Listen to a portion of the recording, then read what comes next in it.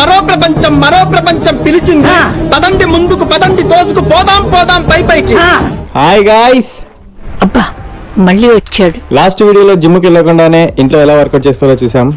మళ్ళీ ఫుడ్ గురించి ఎవరు చెప్తారు బే? ఈరోజు అదే టాపిక్, ఫుడ్. వర్కౌట్ చేశాక మంచి ఫుడ్ తీసుకోకపోతే అస్సలు రిజల్ట్ కనిపించదు. సో అది ఉండాలి, దాంతో పాటు ఇది ఉండాలి. ఓకే చాలా మంది బరువెక్కినప్పటితో వాళ్ళ పార్ట్స్ వాళ్ళు చూసుకోలేక చాలా ఇబ్బంది పడుతుంటారు. అలా ఉన్న వాళ్ళు ఇలా అవ్వాలనుకుంటే కనిపించిన ఫుడ్ ని తెగ తినేయకుండా ఏం కావాలంటే తిను, పద్ధతిగా తిను చాలు.